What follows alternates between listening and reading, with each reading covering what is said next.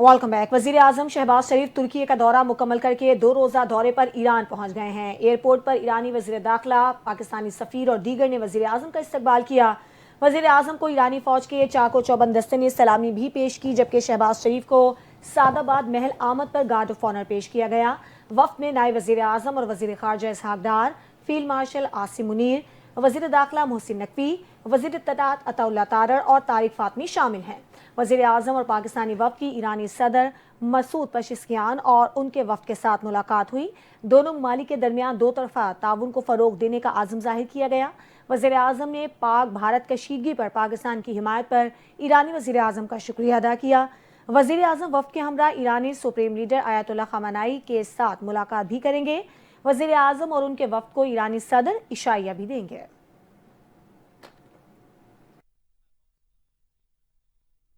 वज़ीर आज़म शहबाज शरीफ ने कहा है कि ईरान दोस्त ममालिक की मदद से सीज़ फायर करने में कामयाब हुए। जारियत होगी तो हम भरपूर जवाब देंगे। पानी के मामले, इंसदाद दहशतगर्दी, तिजारत पर बातचीत के लिए हम तैयार हैं। वज़ीर आज़म ने ईरानी सदर के हमरा प्रेस कॉन्फ्रेंस से खिताब करते हुए कहा कि बरादर मुल्क ईरान हमारा दूसरा घर है। शानदार इस्तकबाल पर ईरानी हुकूमत और हुक्काम का मशकूर हूँ। ईरानी सदर से मुख्तलिफ शोबों में बाहमी दिलचस्पी के उमूर पर ताउन पर बातचीत हुई। मुलाकात में तिजारत, सरमायाकारी, कॉमर्स समेत मुख्तलिफ मामलात पर बात हुई है। पाकिस्तान ईरान के दरमियान तवील और तारीखी ताल्लुकात हैं। वज़ीर आज़म शहबाज शरीफ ने कहा कि ईरानी सदर ने पाक भारत कशीदगी में सूरत हाल कंट्रोल करने में अहम किरदार अदा किया। दोनों ममालिक के दरमियान ताउन को फ़रोग़ देने पर इत्तेफाक हुआ। पाकिस्तान खित्ते में अमन और इस्तेहकाम चाहता है। पाकिस्तान तमाम मसाइल का हल मुज़ाकरात की मेज़ पर बैठ कर हल करना चाहता है। मसला कश्मीर का हल अक़वाम मुत्तहिदा की सलामती काउंसिल की करारदादों के मुताबिक होना चाहिए। पाकिस्तान अमन के लिए हमसाया मुल्क से पानी के मामले पर भी बात करने को तैयार है।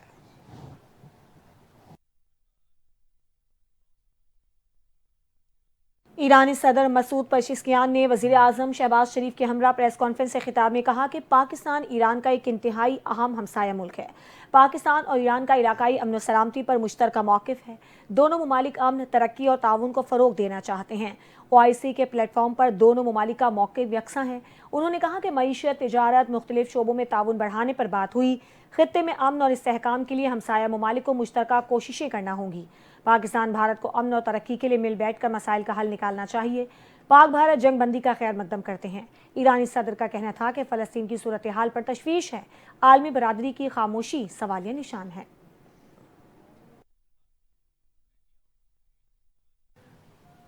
पाकिस्तान में माशी इस्तेहकाम आ चुका है। दुनिया पाकिस्तान की माशी बेहतरी की रफ्तार पर हैरान है। पाकिस्तान मैक्रो इकनॉमिक इस्तेहकाम की जानिब गामजन है। तनख्वाहदार तबके पर बोझ कम कर रहे हैं। वज़ीर ख़ज़ाना मोहम्मद औरंगज़ेब का इस्लामाबाद में सेमिनार से खिताब, कहते हैं कर्ज़ों की अदायगी का बोझ कम होने की तवक्को है। टैक्स निज़ाम में इस्लाहात ला रहे हैं। पॉलिसी रेट में नुमाया कमी से मईशत पर मुस्बत असरात हुए। FBR में इंसानी मुदाखलत कम होने से शफाफियत आएगी। उन्होंने कहा तनख्वाहदार तबके के लिए टैक्स जमा कराने का अमल आसान बनाएंगे। मईशत में टेक्नोलॉजी ट्रांसफॉर्मेशन की जानिब जा रहे हैं। उनका कहना था कि अफवाज पाकिस्तान की जितनी मदद कर सके पूरी मदद करेंगे। ये सिर्फ अफवाज की नहीं, पाकिस्तान की ज़रूरत है। IMF प्रोग्राम पर अमल जारी रखेंगे। IMF के साथ तामीरी बातचीत हुई। पाकिस्तान को IMF की मुकम्मल सपोर्ट हासिल है। रवां हफ्ते वर्चुअल बातचीत जारी रहेगी।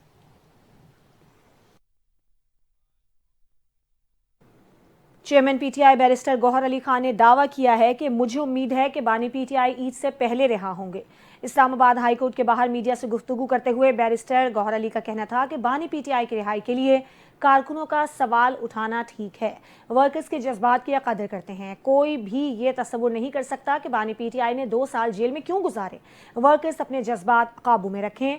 बानी PTI की रिहाई के लिए हर मुमकिन कोशिश कर रहे हैं। उनका कहना था कि हमने धरने और एहतजाज भी किए, हम असम्बली में भी बात कर रही हैं। बानी PTI का कहना है कि मुझे उम्मीद है कि केस फिक्स हो जाएगा। 2 सालों से हमारे लोग बर्दाश्त करते करते थक गए। जजेस भी फैसला लिखते लिखते थक गए। हम कोशिश कर रहे हैं कि बानी PTI के केसेस लगें और मेरिट पर फैसले हों।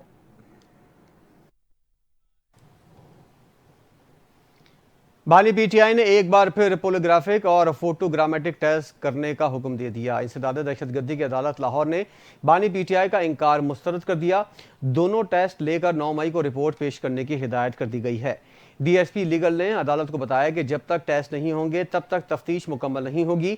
بانی پی ٹی آئی تفتیشی افسران کے ساتھ تعاون کریں، ہم بانی پی ٹی آئی کے ساتھ تعاون کریں گے، انصاف ہوتا نظر آئے گا۔ بانی پی ٹی آئی کے خلاف 9 مئی کو جناح ہاؤس جلاؤ گھراؤ سمیت 12 مقدمات درج ہیں۔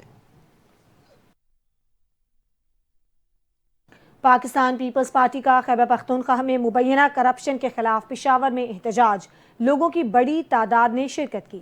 اس دوران مظاہرین نے ریڈ زون میں داخلے کی کوشش کی اور گیٹ کو توڑ دیا، شیلنگ سے ایک شخص زخمی ہوا۔ احتجاجی مظاہرین نے اسمبلی چوک میں بانی P T I Imran Khan کی رہائی کے لیے لگائے گئے کیمپ کو بھی آگ لگا دی۔ احتجاج کے دوران پی ٹی آئی کے کارکنوں نے بھی آنسو گیس کے ذریعے شیلنگ کی۔ احتجاجی مظاہرین پر شیلنگ کے دوران پیپلز پارٹی کے رہنما نجم الدین خان کی طبیعت ناساز ہو گئی، جنہیں اسپتال منتقل کر دیا گیا۔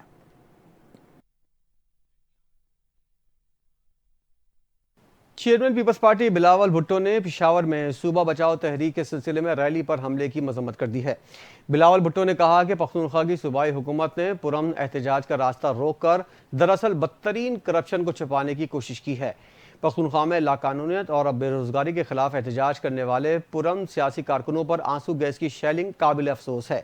ہم اوچھے ہتھ کنڈوں سے ڈرنے والے نہیں، پختونخوا کی کرپٹ اور نااہل صوبائی حکومت کا تعاقب جاری رکھیں گے۔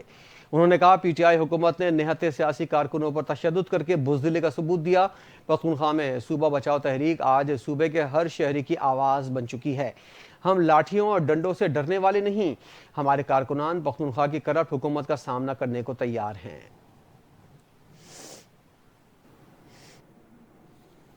مورو احتجاج اسکم کی ایما پر ہوا، شرپسندوں میں غیر مقامی افراد بھی شامل تھے۔ کراچی میں پریس کانفرنس کرتے ہوئے شرجیل انعام میمن کا کہنا تھا کہ بائی پاس روڈ پر احتجاج میں شرپسند عناصر موجود تھے۔ کالعدم جی ایس این متحدہ محاذ نے احتجاج کی کال دی۔ احتجاج میں کچھ نقاب پوش مظاہرین بھی شامل تھے جو اشتعال انگیز سرگرمیوں میں ملوث تھے۔ مورو میں احتجاج کے دوران شرپسندوں نے پولیس پر فائرنگ اور پتھراؤ کیا۔ شرپسندوں کی فائرنگ سے پولیس اہلکار زخمی ہوئے۔ پولیس والوں نے آنسو گیس کا کوئی شیل نہیں چلایا۔ شرپسندوں کی فائرنگ سے 2 اہلکار زخمی ہوئے۔ مظاہرین سے مل کر وزیر داخلہ کے گھر اور آئل ٹینکر کو جلایا گیا۔ شرپسندوں کی ہنگامہ آرائی سے 9 افراد زخمی ہوئے جبکہ 2 جاں بحق ہوئے۔ مرنے والوں کو مظاہرین کی گولیاں لگیں۔ شرجیل انعام میمن نے دوران پریس کانفرنس شرپسندوں کی ویڈیو چلا دی۔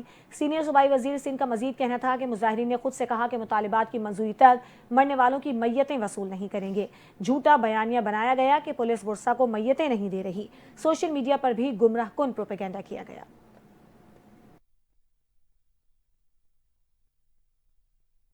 سپریم کورٹ میں مخصوص نشستوں کے فیصلے پر نظر ثانی کیس کے دوران جسٹس جمال مندوخیل نے ریمارکس دیے ہیں کہ سنی اتحاد کونسل مخصوص نشستوں کی حقدار نہیں ہے۔ سماعت کے آغاز پر جسٹس مسرت نے سنی اتحاد کونسل کی مخصوص نشستوں سے متعلق سوال اٹھا دیے۔ انہوں نے کہا کہ سنی اتحاد کونسل نے مخصوص نشستوں پر کیسے دعویٰ کیا؟ سنی اتحاد کونسل کو مخصوص نشستیں کیسے مل سکتی ہیں؟ پارلیمنٹ میں آنے والی جماعت میں آزاد امیدوار شامل ہو سکتے ہیں، لیکن جو سیاسی جماعت پارلیمنٹ میں نہ ہو اس میں کیسے آزاد لوگ شامل ہو سکتے ہیں؟ جسٹس مسرت ہلالی نے سوال کیا کہ کیا سنی اتحاد کونسل نے انتخابات میں حصہ لیا تھا، جس پر وکیل نے جواب دیا سنی اتحاد کونسل نے انتخابات میں حصہ نہیں لیا۔ سنی اتحاد کونسل کے چیئرمین نے خود آزاد حیثیت میں انتخابات میں حصہ لیا۔ جسٹس محمد علی نے ریمارکس دیے ہیں کہ عدالت نے الیکشن کمیشن کا نوٹیفیکیشن کو کالعدم قرار دیا تھا۔ جسٹس جمال مندوخیل نے استفسار کیا کہ اگر اکثریتی ججز یہ سمجھیں کہ فیصلہ درست ہے اور نظر ثانی درست ہے تو ایسی صورت میں کیا ہوگا، جس پر مخدوم علی خان نے جواب دیا کہ ایسی صورت میں نظر ثانی مسترد ہو جائے گی۔ جیسے جمال مندوخیل نے ریمارکس دیے کہ میرے فیصلے میں 39 لوگوں کو تحریک انصاف کا ڈکلیئر کر کے نشستیں دینے کا کہا گیا تھا۔ کوئی فارمولا نہیں تھا کہ درمیان کا راستہ چنا جائے۔ میں نے ساری رات جاگ کر دستیاب ریکارڈ کا جائزہ لیا۔ دستیاب ریکارڈ کے مطابق پارٹی سرٹیفکیٹ اور پارٹی وابستگی کے کھاتے میں 39 لوگوں نے پی ٹی آئی لکھا ہوا تھا۔ جسٹس امین الدین خان نے کہا کہ ریکارڈ عدالت کے سامنے نہیں تھا۔ جسٹس جمال مندوخیل کا کہنا تھا کہ یہ ریکارڈ عدالت کی جانب سے الیکشن کمیشن سے مانگا گیا تھا۔ بعد ازاں عدالت نے مخصوص نشستیں سنی اتحاد کونسل کے دینے کے فیصلے کے خلاف نظر ثانی کیس کی سماعت کل تک ملتوی کر دی۔ بھارت کی آبی جارحیت جاری۔ بھارت نے دریائے سندھ کے بہاؤ کو روکنے کے لیے متنازع علاقے لداخ میں 4 نئے بڑے ہائیڈرو پاور منصوبوں کا ماسٹر پلان تیار کر لیا ہے، جس سے پاکستان میں پانی کی دستیابی پر سنگین خدشات پیدا ہو گئے ہیں۔ یہ انکشاف معروف آبی ماہر انجینئر ارشاد ایچ عباسی نے اقوام متحدہ کے سیکریٹری جنرل اینٹونیو گوتریس کو لکھے گئے ایک خط میں کیا ہے۔ خط کے مطابق بھارت سندھ طاس معاہدے کی خلاف ورزی کرتے ہوئے لداخ میں اچھنتنگ، سانجک، پارفیلا، بطالک اور خلستی کے 10 میگا ہائیڈرو پاور پروجیکٹس پر کام کر رہا ہے۔ ارشاد عباسی نے بتایا کہ یہ منصوبے معاہدے میں دی گئی ذخیرہ کرنے کی اجازت سے تجاوز کرتے ہیں اور پانی میں دریائے سندھ کی پانی کی فراہمی کو متاثر کرنے کا خدشہ ہے۔ بھارت کے یہ بہیمانہ اقدامات پاکستان کے لیے سزائے موت سے کم نہیں، یہ وادی سندھ کی عظیم قدیم تہذیب کا خاتمہ کرنے کی ظالمانہ کوشش ہے۔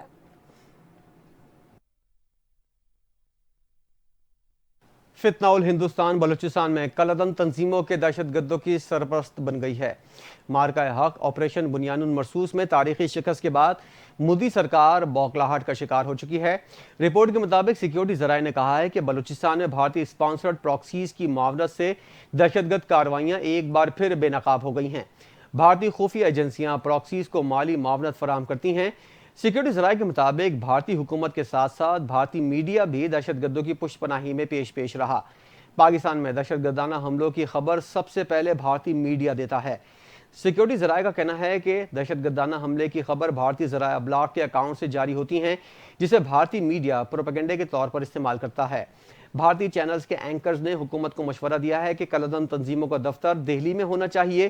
بھارتی حکومت ان کالعدم تنظیموں کو سرکاری سطح پر معاونت فراہم کرے تاکہ پاکستان کی علاقائی سالمیت اور داخلی خود مختاری کو نقصان پہنچایا جا سکے۔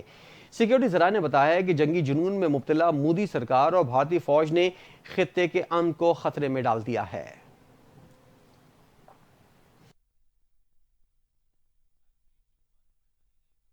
سماج دشمن عناصر کو نکیل ڈالنے کے لیے حکومت پنجاب کا بڑا فیصلہ۔ محکمہ داخلہ نے Punjab control of Gunda act 2025 کا مسودہ تیار کر لیا ہے۔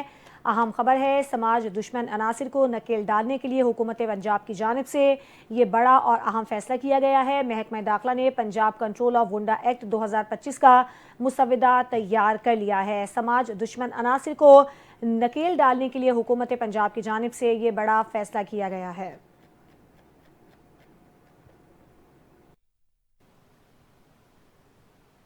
وزیر اعلیٰ پنجاب مریم نواز نے پیدائشی طور پر یا کم سنی میں ذیابیطس ٹائپ 1 میں مبتلا کم سن مریض بچوں کے لیے سی ایم انسولین برائے ذیابیطس کے منفرد پروگرام کا آغاز کر دیا ہے۔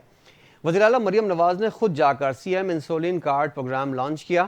مریم نواز پاکستان پوسٹ کے رائڈرز کے ہمراہ خود انسولین کارڈ لے کر کم سن بچوں کے گھروں میں پہنچ گئیں۔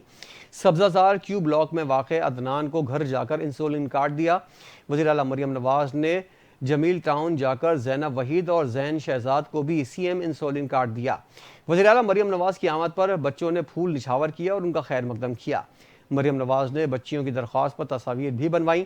مریم نواز نے اہل خانہ سے گفتگو کرتے ہوئے کہا، جتنی آپ کو اپنے بچوں کی فکر ہے اس سے کہیں زیادہ مجھے ان بچوں کی فکر ہے۔ ذیابیطس میں مبتلا بچوں کی تکلیف اور پریشانی سمجھ سکتی ہوں۔ کم سن بچوں کے لیے فری انسولین پروگرام ماں کے دل کی آواز پر شروع کیا گیا۔ صحت مند پنجاب ویژن کے تحت دوا یا انسولین خریدنے کی سکت نہ رکھنے والے بچوں نے حکومت خود تک پہنچائے گی۔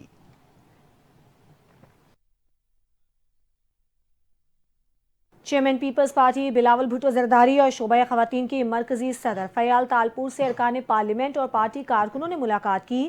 بلاول بھٹو زرداری اور فریال تالپور سے رکن سندھ اسمبلی سردار خان چانڈیو اور قمبر کے ٹاؤن چیئرمین ریحان خان چانڈیو نے لشکر خان چانڈیو کے ہمراہ بلاول ہاؤس میں ملاقات کی، جس میں اپنے حلقہ انتخاب کے عوامی مسائل اور ان کے حل پر بات چیت ہوئی۔ بلاول بھٹو زرداری اور فریال تالپور سے قومی اسمبلی میں پارٹی کے چیف ویپ اور رکن پارلیمان اعجاز خان جاکھرانی نے بلاول ہاؤس میں ملاقات کی، جس میں ایوان زیریں سے متعلق امور پر تبادلہ خیال ہوا۔ بلاول بھٹو زرداری سے سندھ میں محکمہ امور توانائی کے وزیر سید ناصر حسین شاہ نے ملاقات کی، جس میں انہوں نے اپنے محکمے کی کارکردگی سے متعلق بریفنگ دی۔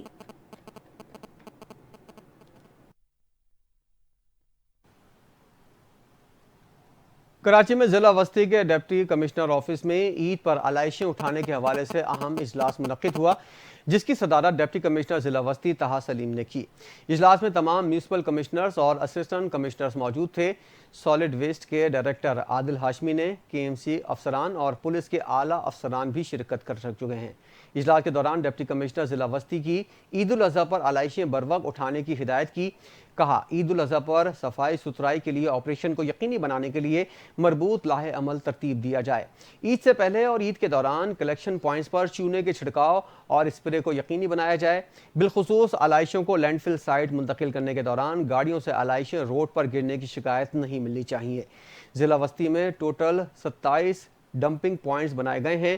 کچرے کے ڈھیر سے بیماریاں پھیلتی ہیں۔ عوام سے بھی اپیل ہے کہ وہ اپنے ہمراہ ساتھ دیں۔ ملک بھر میں رواں سال کی تیسری قومی پولیو مہم کا آغاز ہو گیا ہے۔ 4,58,00,000 بچوں کو پولیو سے بچاؤ کے قطرے پلانے کا ہدف مقرر کیا گیا ہے۔ وفاقی وزیر صحت مصطفیٰ کمال نے نیشنل ایمرجنسی آپریشن سینٹر اسلام آباد میں پریس کانفرنس کرتے ہوئے والدین سے جذباتی انداز میں اپیل کی کہ وہ اس قومی مہم کا حصہ بنیں اور اپنے بچوں کو مستقل معذوری سے بچانے کے لیے پولیو کے قطرے ضرور پلوائیں۔ وفاقی وزیر صحت نے کہا کہ یہ دوسری مرتبہ ہے جب پاکستان اور افغانستان میں بیک وقت پولیو مہم کا آغاز کیا گیا ہے، جس کا مقصد خطے کو پولیو فری بنانا ہے۔ انہوں نے کہا کہ خدا کا واسطہ ہے والدین یہ بات سمجھیں کہ یہ ان کے بچوں کی بہتری کے لیے ہے۔ ہاتھ جوڑ کر درخواست ہے کہ بچوں کو پولیو سے محفوظ بنانے میں ہماری مدد کریں۔ وزیر صحت کا کہنا تھا کہ پولیو ایک ایسا مرض ہے جو ایک بار ہو جائے تو عمر بھر ساتھ رہتا ہے۔ کینسر کا علاج موجود ہے لیکن پولیو کا کوئی علاج نہیں۔ بچوں کو قطرے نہ پلوانے والے روز قیامت اس جرم پر جواب دہ ہوں گے۔